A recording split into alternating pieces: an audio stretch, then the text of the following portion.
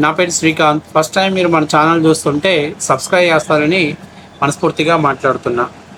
మీ అందరికీ తెలిసిన విషయమే, ఆంధ్రప్రదేశ్లో ప్రస్తుతం వైసీపీలో జోగి రమేష్ కుటుంబానికి బ్యాడ్ టైం స్టార్ట్ అయిందని అనేది వాస్తవ విషయం. ఎందుకనంటే ఇక్కడ ఆయన ఏదైతే జోగి రమేష్ గారి కోడలు మేఘనా గారు ఇచ్చినటువంటి కంప్లైంట్లో కొన్ని విస్తుపోయేటువంటి నిజాలు మనకి బయటపడ్డాయి.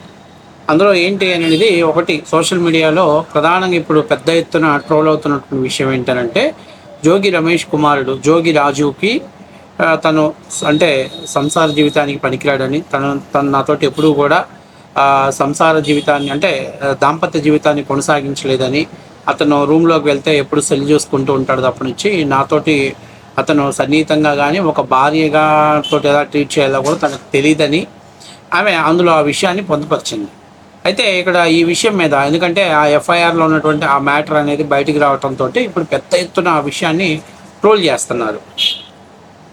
ట్రోల్ చేయడంతో పాటు గతంలో జోగి రమేష్ గారు మాట్లాడినటువంటి మాటలు, అంటే ఆయన ఎక్కడ మాట్లాడిన మగాళ్ళైతే రండి చూసుకుందాం అని అతను చెప్పినటువంటి మాటలు ఇప్పుడు సోషల్ మీడియాలో అరే బాబు నువ్వు అందరినీ మగాళ్ళైతే రండి చూసుకుందాం అంటున్నావు, కానీ ఇంట్లో కూడా నువ్వు మగాన్ని కలలేకపోయావే అని చెప్పేసి ఇలాంటివి సోషల్ మీడియాలో పెద్ద ఎత్తున సటైర్లు వేస్తున్నారు. అయితే ఇక్కడ నేను చాలా ముఖ్యమైన విషయం ఏంటంటే ఇట్లా అంటే జోగి రమేష్ సంసార జీవితానికి పనికిరాడని ఆమె రాసినటువంటిది ఎంతవరకు వాస్తవం అనేది ఇక్కడ చాలా ముఖ్యమైన విషయం ఏంటంటే అసలు ఈ విషయాన్ని మనం పెద్దగా ప్రస్తావించకూడదు. యాక్చువల్గా ఏంటనంటే పోలీస్ స్టేషన్లో కావచ్చు లేదా కోర్టులో డివోర్స్ తీసుకునే వాళ్ళు ప్రధానంగా ఆడవాళ్ళైనా మగవాళ్ళైనా చేసేటువంటి కంప్లైంట్ ఏంటి అంటే, ఒకటి, ఆడవాళ్ళు కానీ డివోర్స్ పొందాలనుకున్నప్పుడు నా భర్తకి ఇల్లీగల్ ఎఫ్ఐఆర్ ఉంది, ఇంకొక అమ్మాయితో తన ఎఫ్ఐఆర్ నడుస్తుంది, అందుకని నన్ను నిర్లక్ష్యం చేశాడు, ఇటువంటి కంప్లైంట్ ఈ మధ్య ఎక్కువగా కేసుల్లో రైజెస్ అవుతున్నటువంటిది ఒకటి. రెండవది వచ్చేసరికి లేదా నా భర్తకు అసలు సంసార జీవితానికి పనికిరాడు అంటే, ఇది ఎందుకు స్పెసిఫిక్గా మెన్షన్ చేస్తున్నారు అంటే డివోర్స్ని ఈజీగా పొందడం కోసం దీన్ని మెన్షన్ చేస్తున్నారు. కాబట్టి ఇప్పుడు ఏదో ఆమె దాంట్లో పొందపరిచినంత మాత్రం చేత ఇప్పుడు జోగి రాజుకి అతను సంసార జీవితానికి పనికిరాడు అనేటువంటి దాన్ని మాట్లాడటం అనేది కరెక్ట్ పద్ధతి కాదు. ఎందుకంటే అది ఇప్పుడున్నటువంటి జనరేషన్లో ప్రతి మహిళ కూడా ఆల్మోస్ట్ ఒక మహిళ ఇదే ఎఫ్ఐఆర్లో నమోదు చేస్తున్నారు. ఒకటి, నా భర్తకి ఇల్లీగల్ ఎఫ్ఐఆర్స్ ఉన్నాయని ఒకటి, లేకపోతే రెండోది నా భర్త సంసార జీవితానికి పనికిరాడు. ఇవన్నీ కామన్గా పెడుతున్నారు. ఎందుకంటే ఇవైతేనే ఈజీగా విడాకులు వచ్చేటువంటి అవకాశం ఎక్కువగా ఉండటం వల్ల దీన్ని ఎక్కువగా మెన్షన్ చేస్తున్నారు. సో ఆ టైప్లోనే ఆమె ఏం చెప్పిందంటే 1 month వరకే మేము ఇద్దరం కలిసి ఉన్నామని చెప్పారు. ఆ తర్వాత కొన్ని ఇబ్బందికరమైన పరిస్థితులు, అదనపు కట్నాల కోసం నన్ను వేధించారు. సో ఆ క్రమంలో ఒకవేళ అతను ఏమన్నా ఆమెతో దాంపత్య జీవితాన్ని కొనసాగించలేకపోయి ఉండొచ్చేమో, కానీ ఇదైతే మాత్రం కరెక్ట్ కాదు. కాకపోతే ఇక్కడ మెయిన్ ఏంటంటే జోగి రమేష్ యొక్క ప్రవర్తన, అతను మాట్లాడినటువంటి మాటలు, అతను వెక్కిరించినటువంటి వ్యక్తి పనుల వల్లనే ఈ విషయాన్ని పాపం పెద్ద ఎత్తున సోషల్ మీడియాలో తీసుకెళ్తున్నారు.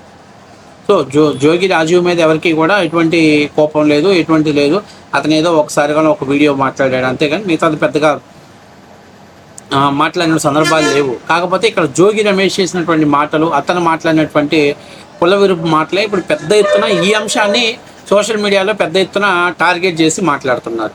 కాబట్టి ఇక్కడ చాలా ముఖ్యమైన విషయం ఏంటంటే దీని గురించి మనం పెద్దగా ప్రస్తావించడానికి మ్యాటర్ ఉందా అవునా కాదా, లేకపోతే ఇవన్నీ మనం మాట్లాడకూడదు. ఎందుకంటే మేబీ అతనికి లేకపోతే ఇంకొక వివాహం చేసుకోడు, లేకపోతే ఒకవేళ ఆమెకి డివోర్స్ తీసుకోవడం కోసం దీనికి కాజ్ ఆఫ్ రీజన్గా అక్కడ చూపించి ఉండొచ్చు. సో దీని గురించి మనం పెద్ద ప్రస్తావించడం పడలేదు. కానీ ఇందులో ఒక విషయం, జోగి రమేష్ గురించి ఒక విషయాన్ని ఆమె తన మాటల్లో ప్రస్తావించింది. ఏంటి, పెళ్ళప్పుడు మేము హిందూ దేవతల్ని పూజిస్తాం, హిందూ దేవతలే మా దైవం అన్నారు. పెళ్ళైన తర్వాత ఇంట్లో ఉన్నటువంటి పటాలన్నీ కూడా మాయం చేసేశారు, మేము కన్వర్టెడ్ క్రిస్టియన్స్ మేము హిందువులం కాదు అని చెప్పేశారు. సరే ఆమె నేను హిందూ దేవతల్ని ఆరాధిస్తానండి, నాకు అది అలవాటు అని చెప్తే, నువ్వు ఇక్కడ కాదమ్మా పైన నీకు ఒక రూమ్లో చేసుకోమని చెప్పారని, అలాంటి సమయంలో ఆమె దేవుడికి దీపారాజన అలాగే సాంబ్రాణి వేస్తే దాన్ని జోగి రమేష్ అనేటువంటి వ్యక్తి ఇంట్లోకి వచ్చి ఏంటి ఇంట్లో ఎవరో సచ్చిన వాసన వస్తుంది అని చెప్పేసి అన్నాడు అని మాట్లాడాడనేది మెన్షన్ చేశారు. అయితే ఇక్కడ ఈ విషయంలో చాలా క్లియర్ కట్ విషయం ఏంటంటే, జోగి రమేష్ వాళ్ళ ఫ్యామిలీ కన్వర్టెడ్ క్రిస్టియన్స్ అయితే, ఒకవేళ అయితే అతను ఏదైతే గతంలో దుర్గమ్మ గుడి దగ్గరకు వచ్చి నేను ప్రమాణం చేస్తాను అని చెప్పాడు, గుర్తుందో లేదో మీ అందరికీ, ఎక్కడ నకిలీ మద్యం కేసులో జోగి రమేష్ అనుచరుడే అతను అనేటువంటి విషయం బయటకు వచ్చినప్పుడు అతను నేను అమ్మవారి గుడికి వెళ్ళి ప్రమాణం చేస్తానని అనేక సందర్భాలు చెప్పాడు. అంటే అతను వాళ్ళ ఇంట్లోనే హిందూ సాంప్రదాయం ప్రకారం అగరబత్తీలు వెలిగిస్తేనే ఎవడో చచ్చిపోయిన వాసన వచ్చింది అని అంత అవహేళనగా మాట్లాడినవాడు ఇక హిందూ దేవాలయాలకు వెళ్ళి హిందువుల మీద ప్రమాణ స్వీకారం చేస్తానని చెప్పాడు. అంటే అతనికి నమ్మకం లేదంటే అతను కేవలం అతనికి తప్పు చేసిన హిందూ దేవుళ్ళు ఏమి చేయరు అనేటువంటి ధైర్యంతో వాళ్ళు ప్రమాణ స్వీకారం చేయడానికి వచ్చాడు అనేది మాత్రం ఈ పాయింట్ని చాలామంది రైట్ చేయట్లా. ఎందుకంటే జోగి రమేష్ విషయం అసలు మనం మాట్లాడాల్సిన అవసరం లేదు, జోగి రాజు గురించి మనం మాట్లాడాల్సిన అవసరం లేదు. ఎందుకంటే డివోర్స్ తీసుకోవడం కోసం ఎవరైనా న్యాచురల్గా ఇలాంటి విషయాలు పొందపరుస్తారు. ఒకవేళ అతనికి ఈ సబ్జెక్ట్లో వీక్ ఉందనుకోండి, మళ్ళీ నెక్స్ట్ టైం మ్యారేజ్ చేసుకోవడానికి అతను ఇంట్రెస్ట్ చూపించాడు కదా. కాబట్టి ఇది ఇది ఇది ఇది ఇక్కడ మ్యాటర్ కాదు. ఇక్కడ మ్యాటర్లా ఏంటయ్యా అని అంటే, జోగి రమేష్ ఆ రోజు హిందూ దేవతలైనటువంటి కనకదుర్గ అమ్మవారి గుళ్ళో ప్రమాణం చేస్తానని ఎట్లా చెప్పాడు? అతను కన్వర్టెడ్ అయినప్పుడు హిందూ దేవుళ్ళని అవమానపరిచే విధంగా అతను ఒట్టు ఎందుకు వేశాడు అనే దాని మీద మనందరం కూడా ఫోకస్ చేయాలి. ఒకవేళ అతను నిజంగానే కన్వర్టెడ్ అయ్యి ఉంటే మాత్రం అతను హిందూ దేవతల దగ్గరకు వచ్చి ప్రమాణం చేస్తానని చెప్పాడు కాబట్టి ఖచ్చితంగా అతను నేరస్తుడే. హిందూ దేవుళ్ళ మీద నమ్మకం లేదు కాబట్టి, హిందూ దేవుళ్ళ మీద అతనికి విశ్వాసం లేదు కాబట్టి అతను ఆ రోజు ప్రమాణం చేయటానికి ముందుకు వచ్చాడు. అంటే ఇట్లాంటి ఉత్తిత్తి ప్రమాణాలు తను తప్పు చేశాడని తెలిసినా కూడా నేను నమ్మట్లేదు కాబట్టి, దేవుడు లేరనుకుంటున్నాను కాబట్టి, అందుకని చెప్పేసి నేను హిందూ దేవతల మీద ప్రమాణం చేయడానికి వచ్చాడా అనేటువంటి దాని పాయింట్ ఆఫ్ వ్యూలో కూడా చాలామంది ఆలోచన చేసుకోవాలి. దాని మీద మనం ఈరోజు చర్చ జరగాల్సిన అవసరం ఉంది. ఇంకొక ముఖ్యమైన విషయం సోషల్ మీడియాలో పెద్ద ఎత్తున జరుగుతుంది ఏంటంటే, గతంలో మనం ఏమనుకున్నామంటే చంద్రబాబు నాయుడు గారి ఇంటి మీద దాడి చేసినందుకు గాను ఈ జోగి రమేష్కి మంత్రి పదవి ఇచ్చారంట. అది కూడా కాకుండా ఆయన హిందూ దేవుళ్ళని వ్యతిరేకించి కన్వర్టెడ్గా ఇంకొక మతాన్ని ఆరాధిస్తేనే అందుకు ప్రతిఫలంగానే జగన్మోహన్ రెడ్డి ఆయనకి మంత్రి పదవి ఇచ్చారనేటువంటిది కూడా సోషల్ మీడియాలో పెద్ద ఎత్తున ఇప్పుడు ట్రోల్స్ నడుస్తుంది. సో ఇప్పుడు మనందరం అర్థం చేసుకోవాల్సిందంటే, జోగి కుటుంబంలో ఇంత విచిత్రమైనటువంటి వింతలు జరిగాయి. ఒకటి ఆయన కొడుకు మీద వాళ్ళ కోడలు ఆరోపణ చేసింది.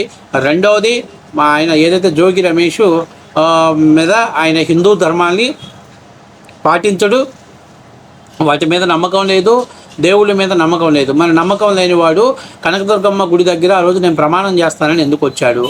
అంటే తాను విశ్వసించే మతం మీద ప్రమాణం చేస్తానని రావాలి కదా. అలా కాకుండా ఇలా వచ్చాడంటేనే 100% వాడు లిక్కర్ ఎవరైతే అందులో సూత్రధారులు ఉన్నారో వాళ్ళకి జోగి రమేష్ తోటి సంబంధాలు ఉన్నాయి అనేది తేటతెల్లం అవుతుంది. ఎందుకంటే ఇప్పుడు ఎవరైనా ప్రమాణం చేసేది మనం నమ్మినటువంటి దేవుడి మీద తప్పనిచ్చి పక్కనోడి దేవుడి మీద మనం ప్రమాణం ఎందుకు చేస్తామంటే అర్థం ఏంటి?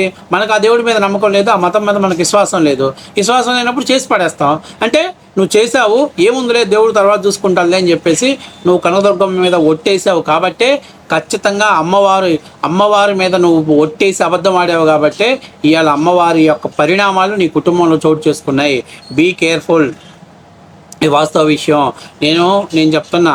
ఈరోజు జోగి రమేష్ కావచ్చు, ఇంకా వైసీపీలో ఉన్న మెజార్టీ వాళ్ళు జగన్మోహన్ రెడ్డి గారి కళ్ళల్లో ఆనందం కోసం కావాలనే వాళ్ళు హిందూ ధర్మాన్ని కించపరుస్తూ తద్వారా జగన్మోహన్ రెడ్డికి రాజకీయ లబ్ధి చేకూర్చాలని చూస్తున్నారు అనేది వాస్తవ విషయం.